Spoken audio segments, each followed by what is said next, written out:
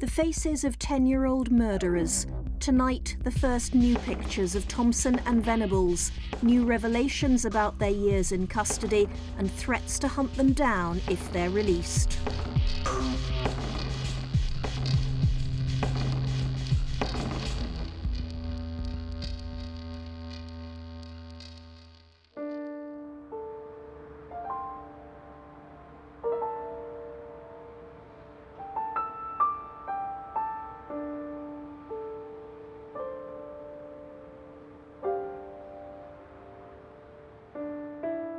It's 8 years since two 10-year-old boys murdered James Bulger.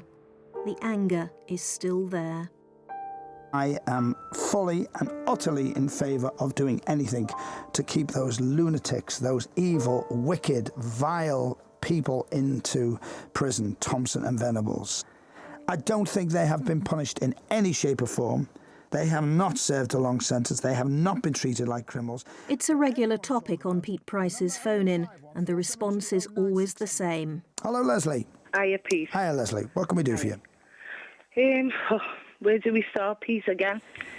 What do we do with them? We keep them locked up for life. Because at the end of the day, it's Ralph and Denise and the rest of their families and friends that are doing a life sentence, not them, Pete. Thank you very much for talking to us, Leslie. Let's go to another call. Hi, Paul. They should have been hung and put in jail. Really? You would have hung two little 10-year-old boys? Yeah, well, when they were old enough to appreciate the punishment. So you would have waited till they got older and then hung them? Yeah. So you kept them locked up and then hung them? Yeah. All right, Paul, thank you very much for that. Give us a ring, 0151 472 The two killers are now eligible for parole, and Pete Price is among those campaigning to keep them locked up. Public opinion seems firmly on his side. It's a very emotive subject for people of Kirby, and I'm sure for the rest of Liverpool. I can't ever begin to think how two children of that age could actually partake in the evil that they did.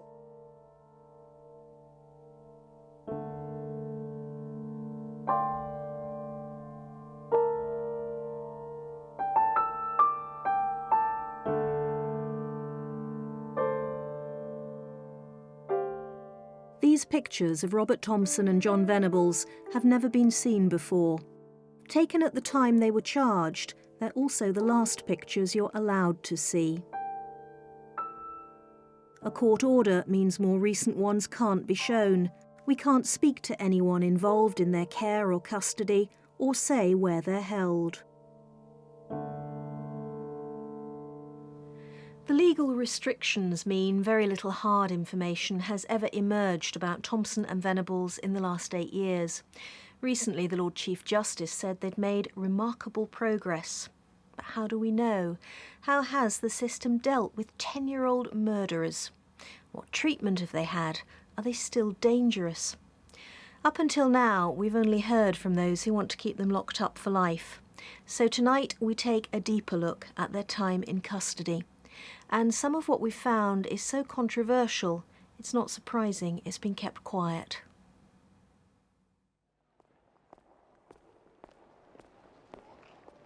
The secrecy is in stark contrast to the very public way this case unfolded.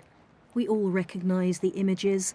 The Strand shopping centre in Bootle, a young child being led away by two older boys.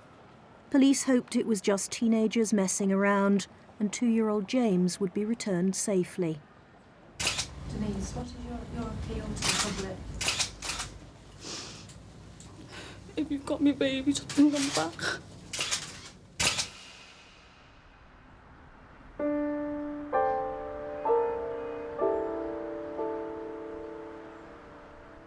For 2 days, the hunt for James dominated the news, and it seemed the whole country shared the Bulgers' anguish.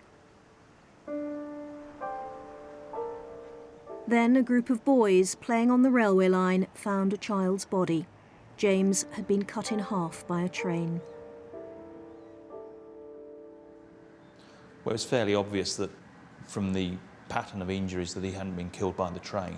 I mean, he'd been run over by the train, but he had a lot of head injuries, so we weren't dealing with a train death. So tell me what the post-mortem established then about the injuries. The post-mortem showed that he had a lot of what are called split wounds or lacerations, mainly to his head, which were the result of being struck heavy blows with the bricks and the iron bar that were found at the scene. A 2-year-old battered to death, apparently by other children. It seemed impossible to believe. Over the next few days, about 60 youngsters were questioned. Then police were tipped off about 2 younger boys truanting from school when James went missing. So when they said 10-year-old boys, you think, oh well, it's got to be done. Information's come in, so we've got to go and see him and interview him. But you to weren't eliminate expecting him. that they could possibly be the ones? Oh no, I didn't. I don't think the other detectives did as well. Phil Roberts led the team that arrested Robert Thompson. He lived a few hundred yards from where James's body had been found. Robert came down. He was neat, tidy, clean, ready for school. So I thought, oh well, I've got to tell him. So I sat him down on the sofa. I went down on my knees, sort of eye-to-eye contact. Said, Robert, I'm here because of James' murder. He says, yeah, no. She said, but we've been told that you might be involved in it. Then he started sort of panicking, sort of crying, but not crying with tears, just no tears, but crying. He was afraid more than anything.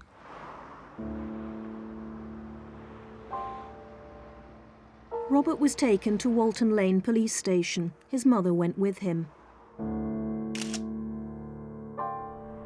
A couple of miles away, on the Norris Green estate, another team arrested John Venables and took him to Lower Lane police station. The first thing I noticed about John is that he looked far younger than the 10 years that he was in actual fact. He looked like an 8-year-old. Little cherubic, angelic-looking face, supported by his mum, who was a nice, polite person. Would never have dreamt that he could be capable of a crime like this. Robert was just remarkably young. That would be the first thing that struck you. He was younger, perhaps, than anybody you'd ever seen in a custodial setting before, let alone the seriousness of the offence. He was just so small. He was clearly very vulnerable. That's the clearest memory I have of it, just seeing someone so small, so young, in amongst so many adults in such a difficult situation. Gently, gently, police began the questioning, always bearing in mind they were dealing with 10-year-olds. In the second interview, Robert admitted they'd taken James, but blamed it all on his friend John. These are the actual sound tapes of the police interviews. What time was that? When was that? I don't know. So what happened? Don't know. He grabbed the baby's hand and just walked around the strand. And then you let him go loose then. Did he? When we were by the church, he let him go. And you were with John then? You shook your head? You shook your head? Yeah. I told him to take him back. You did what? Told him to take him back. You told him to take him back? All right, Bobby. No, you're not getting all the blame. We're just asking your son. We're trying to find the truth. You'll make the blame. Wait a minute, Bobby. Listen.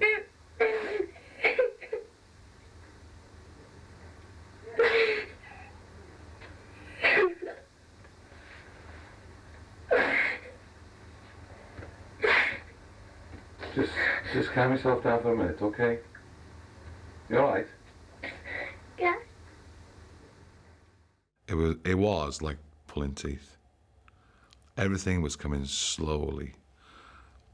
And you had to have a lot of patience to interview a guy, you saw a young boy like that.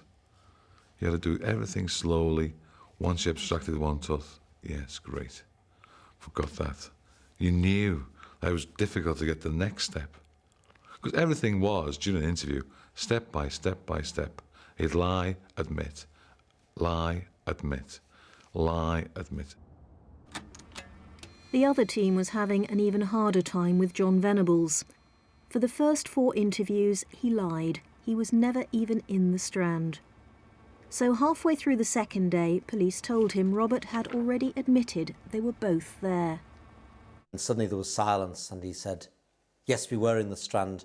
But honestly, Mum, we never grabbed a kid, and there was the most terrible wailing, and he jumped out of his seat, very tactile boy, and he hugged the police officers, and he hugged his mum, and he was screaming and crying. We didn't harm a child, we never grabbed a kid, Mum."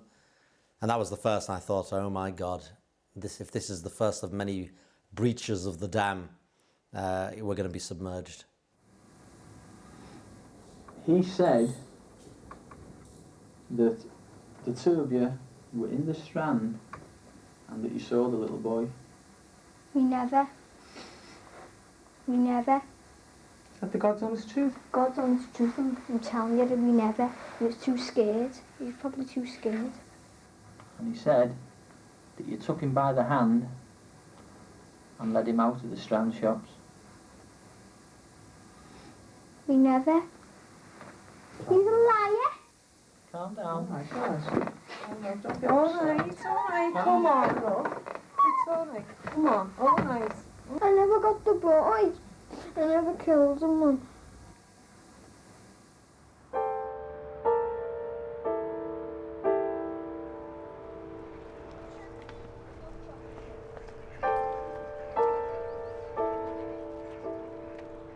But slowly the appalling truth began to emerge.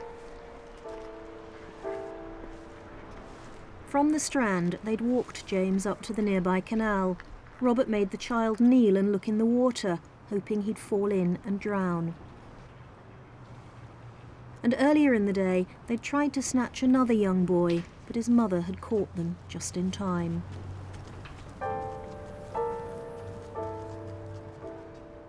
So all the time it's a spiral, and it's a downward spiral where their desire to actually increase the severity of their wrongdoing gets higher and higher and higher, and they seem to be at some point on a point of no return. Both boys took equally a leading part in the day's activities. You will see at times where John Venables takes the lead hand and he entices James away.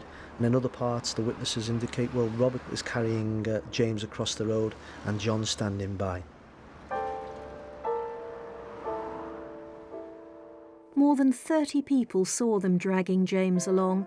The child was crying, his head bleeding, but nobody intervened. And this is where it ended. The railway tracks at Walton. Just a few freight trains rumble through on their way to the docks. Despite 2 days of questioning, neither boy would admit what happened here.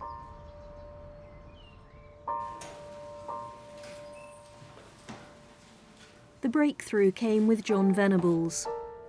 Police thought he wouldn't tell the truth because he was frightened of his parents' reaction. So between interviews, Susan Venables told her son they'd love him whatever he'd done. And then he made what were the first admissions, and it was, yeah, okay, I killed the baby, I'm very sorry. Can you tell his mum I'm sorry, I think he said. And then from then he made certain admissions, well, certainly that he was present and inflicted some of the injuries caused on James.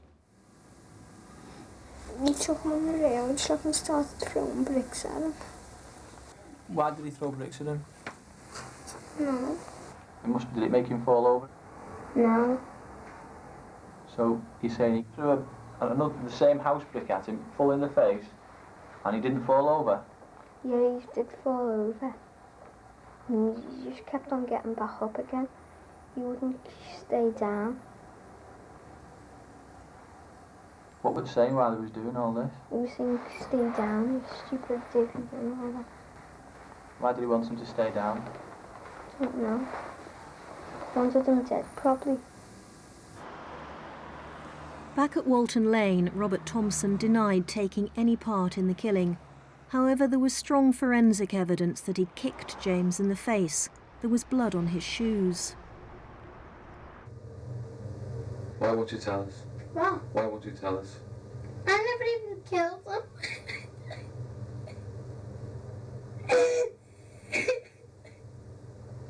Bobby? What? Come on now. I'll be over in a few minutes if you just tell him the truth. James threw a brick in his face. Don't know. Right. Try and stop. Right. We're getting there, aren't we? We're getting to the truth now. Yeah, well, I'm going to end up getting all the blame because I've got blood on me.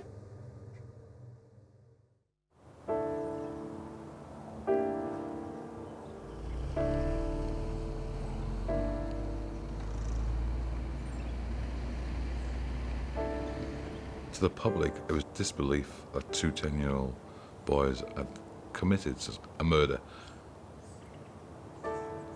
To us, it was relief, and it was dismay, really, that two 10-year-old boys could be so violent towards a young child.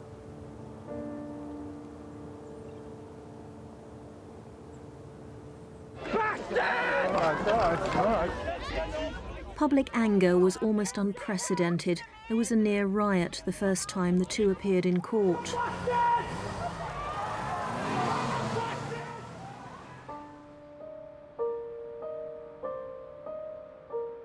Nine months after the killing, a formal Crown Court trial.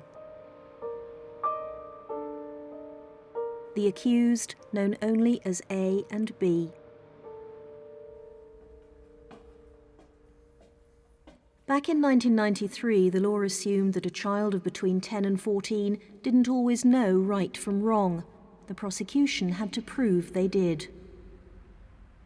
So the trial hinged not on whether they killed James, there was never much doubt about that, but whether they fully understood that taking him away from his mother and battering him to death was seriously wrong. That was all the legal system needed to know. The jury found them guilty of murder, and for juveniles there's only one sentence: to be detained during Her Majesty's pleasure. The judge then made a decision which has become a major factor in this case. He identified the boys. Their school photographs are now recognised by almost everyone in the country.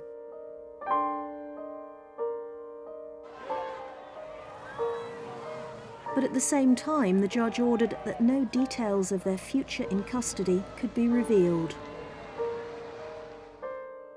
It means Thompson and Venables will always be remembered, but only as murderers. However they've changed, whatever progress they've made, that's been kept secret.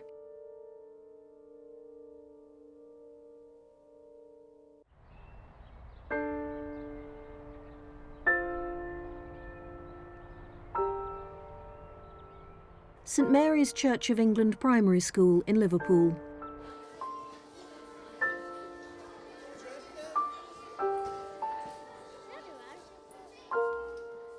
Eight months before John Venables and Robert Thompson became murderers. They're now 18, but they're fixed in the public mind as 10-year-old monsters, evil freaks of nature. Any other views, especially in Liverpool, tend to stay hidden. I didn't look upon Robert as being evil. You know, as in my eyes and what I seen of Robert, he was a normal little boy that got up to mischievous things like every other little boy. Her son was also at St Mary's, one of Robert's few friends.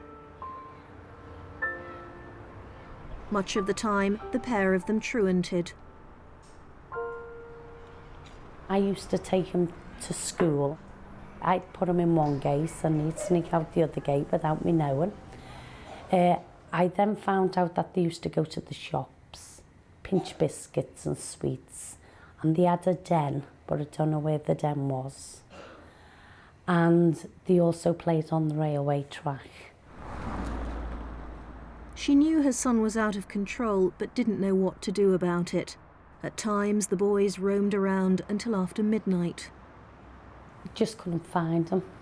I used to walk the streets looking for him, and, you know, I just couldn't find him anyway.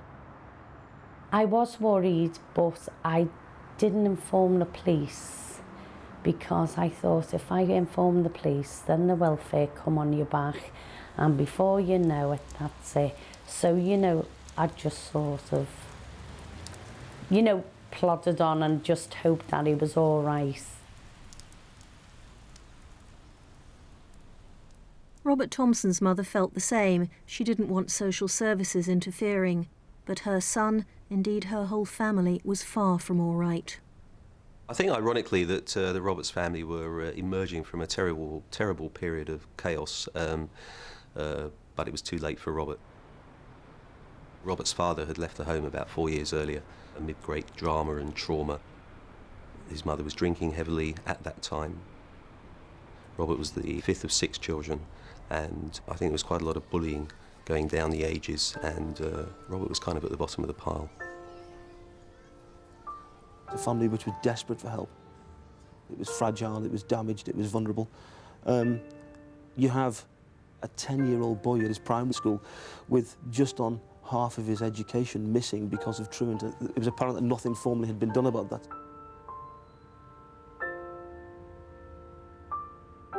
John Venables had only joined the school that year. He was moved from Broad Square Junior, where his behaviour had become worse and worse. His teacher said John used to revolve along the walls, pulling down work. He'd curl up under a group of desks so no one could reach him. He stuck paper all over his face. He cut himself with scissors and also cut holes in his socks.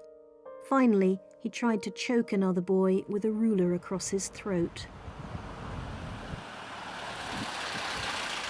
It's always seemed to me that John displayed many more signs of being, you know, seriously behaviourally disturbed. He had an older brother and a younger sister. They both had learning difficulties, were attending a special school. His parents had quite an unstable relationship. They'd been separated for a while. I think, again, in the months before the murder, they were attempting some kind of reconciliation. Instability is always very difficult for children to deal with. So moving school was seen as giving John a fresh start. Instead, it brought him together with Robert Thompson. They were 2 small boys from difficult families running wild together, but they appeared no different to countless other children until they murdered James Bulger. They were 10 years old when they were first locked up. The public expected them to be punished for their horrific crime. But children under 15 can't go to prison. They go instead to secure units run by local authorities. These youngsters may have committed serious crimes or be at risk of harming themselves because they're out of control. For the majority of young people, coming to secure accommodation is a huge shock. There is a bravado as they walk through the door, because that's what a teenager would expect. They will walk in, they will strut in sometimes. Some of them come in crying, some of them are brought in kicking and screaming. But the reality is that once they're in secure accommodation, they have become quickly aware that the adults are in control of their lives, and that, for the first 4 or 5 days, or indeed longer, can be a huge shock. Often youngsters arrive with very little structure in their lives. They've what I would describe as lived on the margins of society, in the sense that they don't go to school, they're out late at night. The whole kind of day is different from everybody else's day. They've often arrived with very poor health backgrounds, no educational achievement records, and sometimes even as basic as they don't know how to brush their teeth. These are children's homes, not prisons, and the emphasis is on welfare. The days are tightly organised, normal school hours, meals at set times. At night, they're locked in their rooms. There are also regular sessions with psychiatrists to try and change the attitudes and behaviour which led to them getting into trouble. We've got a system of secure accommodation which is one of the best in Europe. We know we've got effective treatment and we know it works. The outcomes, we can also predict those children who are likely not to benefit and likely to remain at risk in the long term. But for the majority who are amenable to treatment, the outcome is good.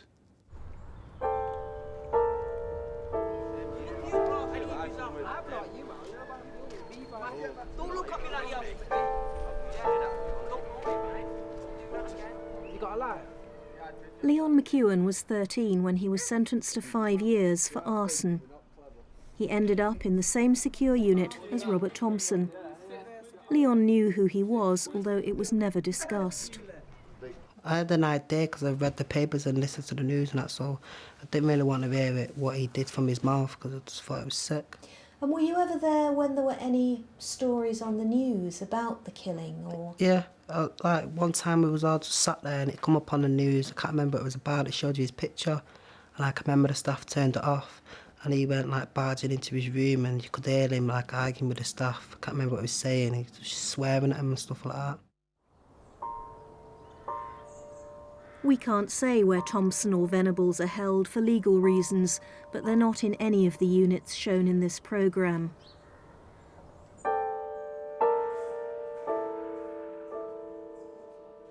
The regime in all of them is similar. Thompson, like everyone else, has his own room. His room was probably like the packed one out of the whole unit because he was there so long. We had like Liverpool posters. They had like pictures with like lava painted like matchstick people and stuff like that. And he had like a Liverpool duvet. Just had a foot spa in his room, and like if he was lending the PC from education, he used to have that in his room as well to do his work on. And I heard maybe that he'd cook meals for other people sometimes. Do you know? Yeah, he used to cook meals for his family.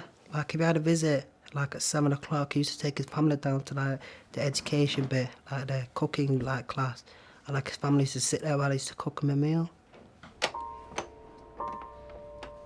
All these revelations will undoubtedly add to the outrage in Liverpool, where people already feel James Bulger's killers have been pampered, not punished. Certainly the facilities in secure units are excellent, but keeping children locked up like this is expensive. On average, it costs somewhere in the region of £3,000 a week, but I regard that as an investment for the future. If I can effect positive change in a youngster, return them safely to the community, then perhaps we won't spend large sums of money by incarcerating them for the majority of their adult life. But for an awful lot of people, especially the victims of crime, they're not interested in any of that. They simply want to know, where is the punishment? I think by locking up a young person, 13, 10, 11, 12, 13, by restricting their liberty for a period of months and sometimes years, you are doing that. Even if you lock them up with an all-weather football pitch, a swimming pool, a gymnasium, a Game Boy, a television... Those are part of the things that young people need in order to develop a sense of worth. What do you want me to do? Do you want me to lock a young person up?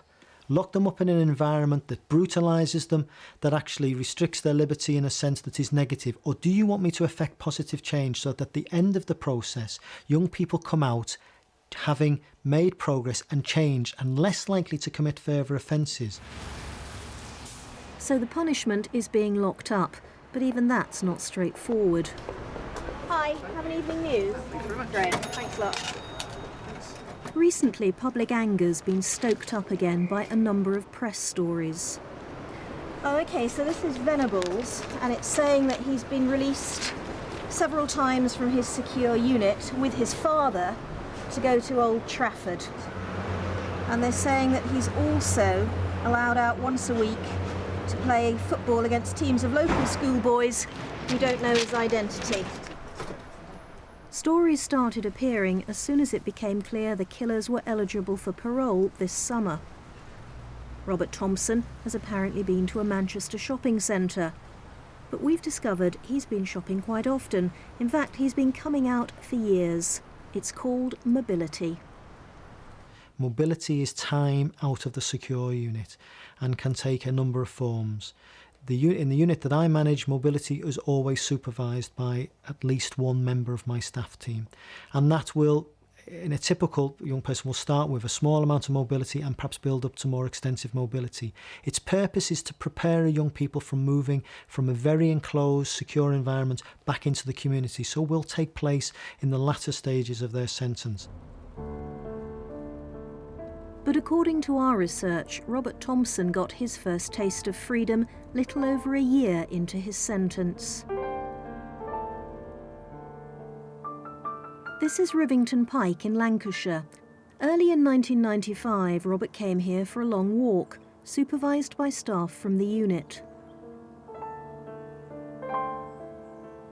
Like all mobility, it had to be specifically approved in advance by the Home Office. And this was just the beginning of regular trips out, which until now have been kept absolutely secret.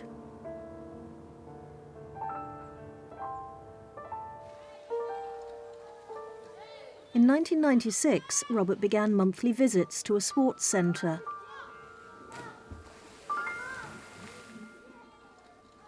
I just used to go swimming with the staff, then come back about 3 hours later. Just use the staff used to say, oh, we went swimming at the McDonald's or whatever.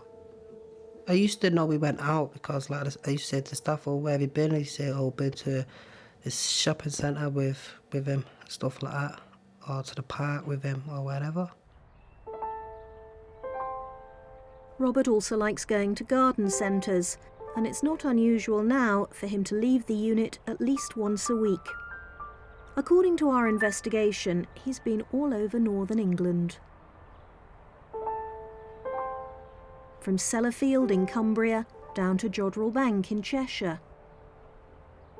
He's had days out in Chester and in York.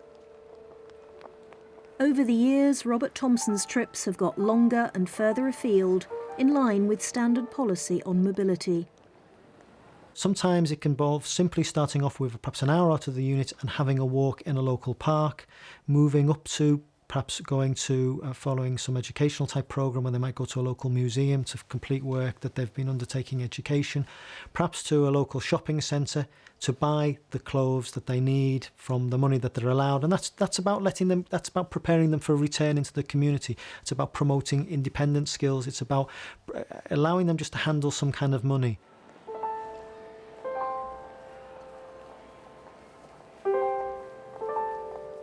On one hand, it appears a sensible and humane policy.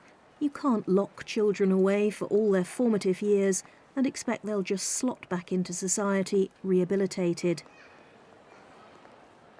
But when those children are James Bulger's murderers, it's not surprising the Home Office won't talk about it. Is there a real sensitivity about discussing mobility? It sounds like the government, the Home Office, they would really rather people didn't talk about this. They really don't want people to know exactly what's going on. Well, I'm sure that the government and the Home Office have very real security concerns when it comes to discussing mobility, particularly the detail of mobility in these individual cases. I respect those concerns. Is it a question actually of embarrassment, that they really don't want to admit that having locked up young offenders, we do let them out again? I don't know what the motivation is, but I think it's clear that there are real security concerns. Whether that's the prime motivation, I can't say.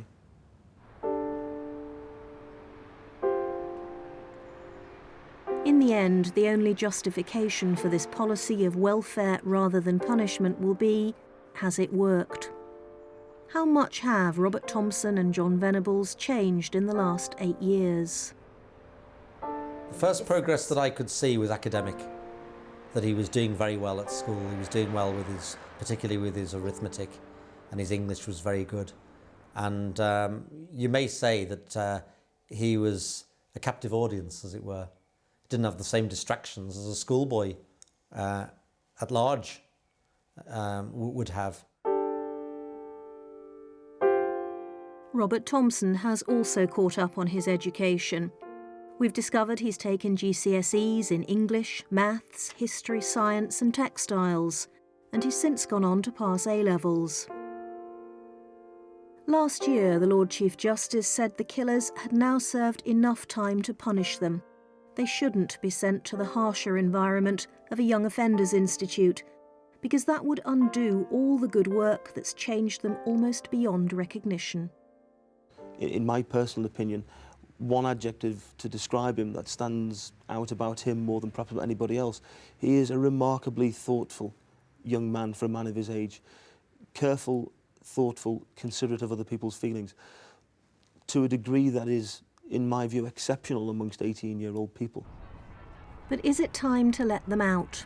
We've discovered the parole board will meet next week to decide if Robert Thompson and John Venables are still dangerous. If they're released, James Bulger's father has said they'll be hunted down, and people may already be making plans to do just that.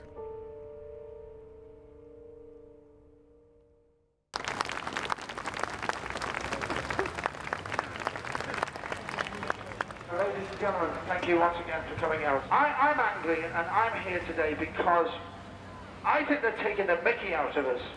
You're here with children today.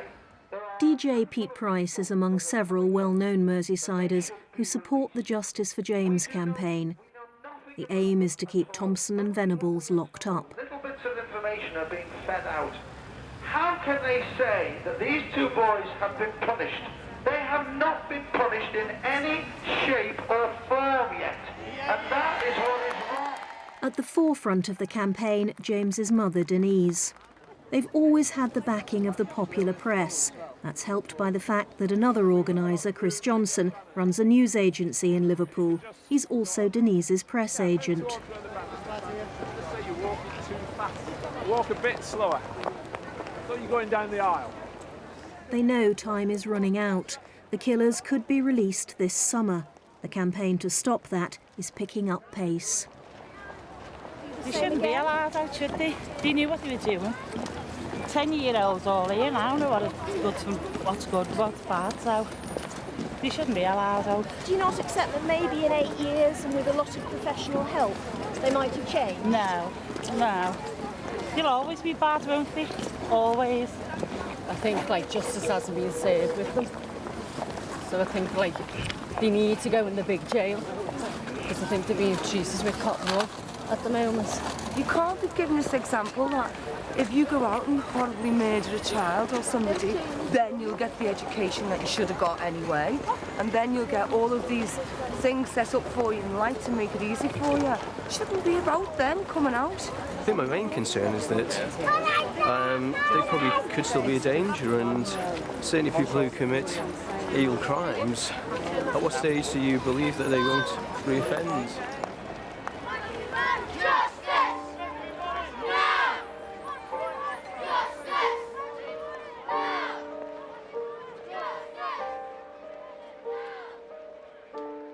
The view that Robert Thompson is still violent has been fuelled by 2 recent press stories. An official-looking report describing a fight was in fact a complete forgery, which Scotland Yard is now investigating. There never was a fight. There was a scuffle with another boy, but he turns out to have been a drug addict who provoked the argument and then sold his story to the press. In terms of the press interest, these 2 boys continue to be demonised, and there is a kind of vengeful mood around the case, which I feel that the newspapers do a lot to stoke.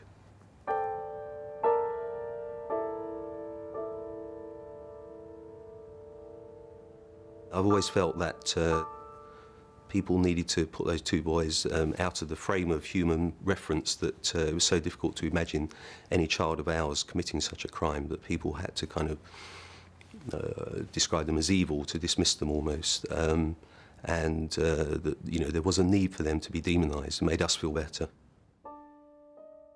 There's always been talk that they mutilated James and sexually abused him. After 8 years, those rumours have suddenly been spelled out in the press. The injuries described were absolutely horrific. We checked every detail with the pathologist who did the post-mortem, and none of this is true.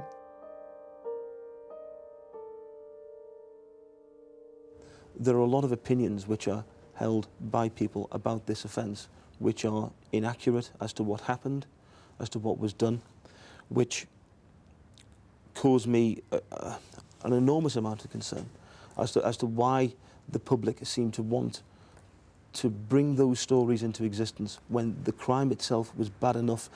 To me, it seems to devalue the crime and the life that was taken to try and make it worse, as though that were not bad enough.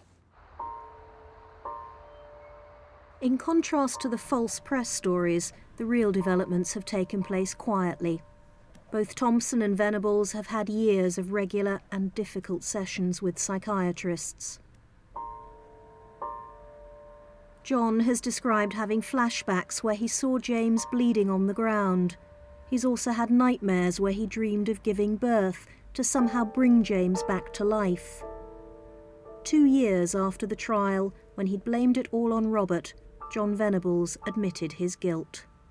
A serious crime inflicts tremendous hurt and damage on other people, and part of the process is that the young person has to take that on board and acknowledge it, taking on the responsibility for their actions, but most painfully taking on the emotional consequences of their actions. And that's a very difficult and painful thing for anybody to do.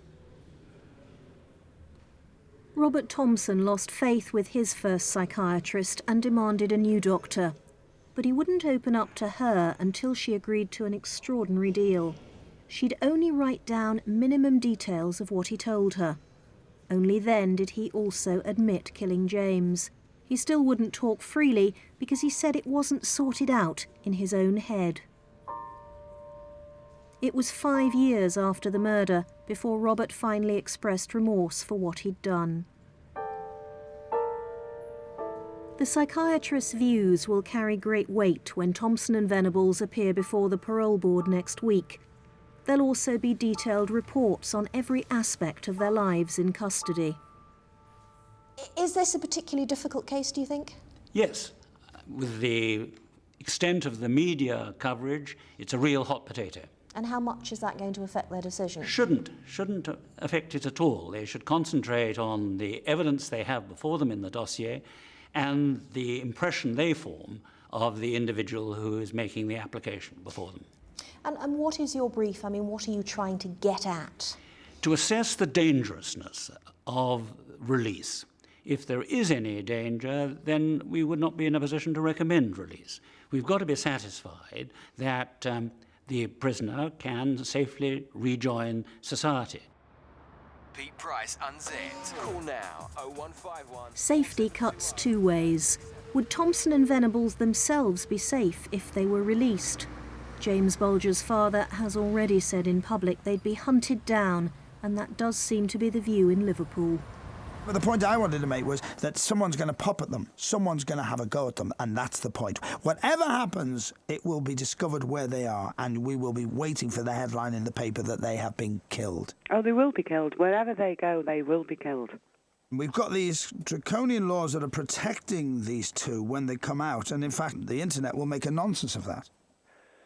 Or do you not agree? I mean, well, I think you're right, because they're going to be haunted and hunted for the whole of their lives. Now, I think that, Denise and Ralph will probably take some comfort from that, and who can blame them?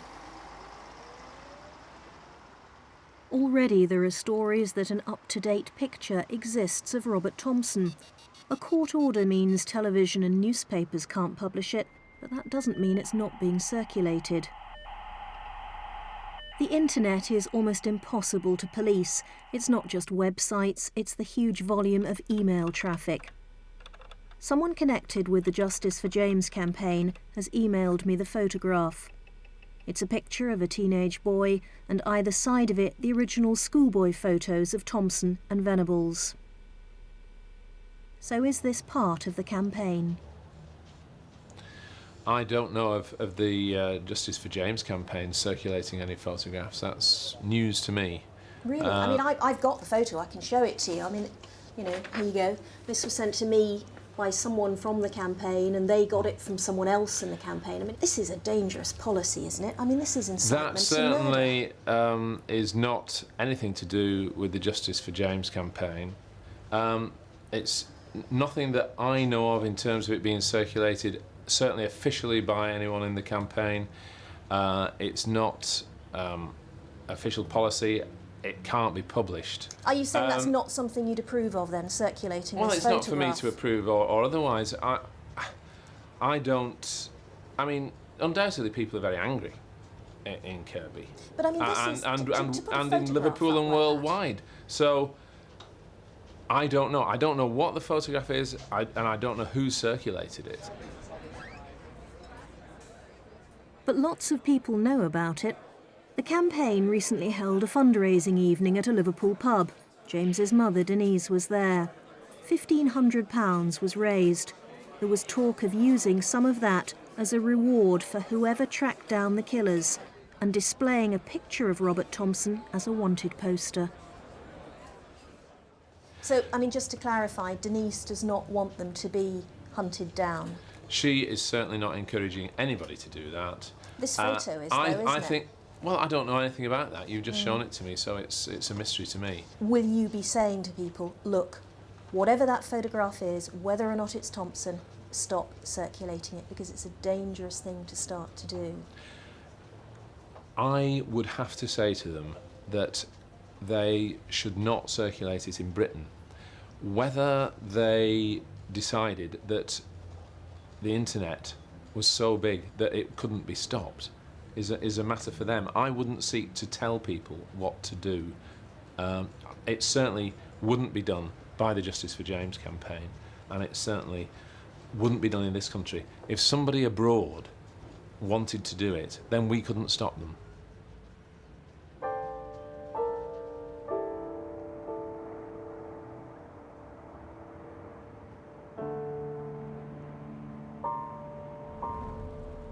The internet is difficult to control, but so is a mood of retribution.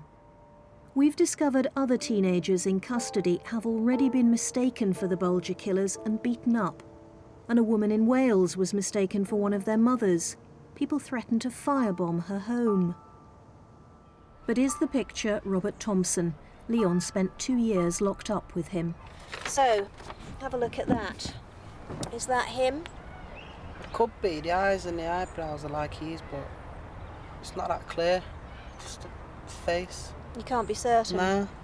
Is that because of the quality of the photograph, or what? Can't really see the face anymore, but the face looks a bit like him, but it's just the body as well. But you can't be 100% certain?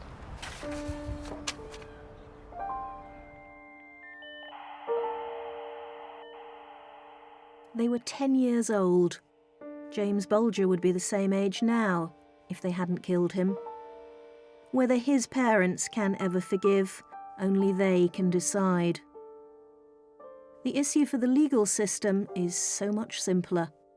If Thompson and Venables are safe to be released, then it's time to let them out.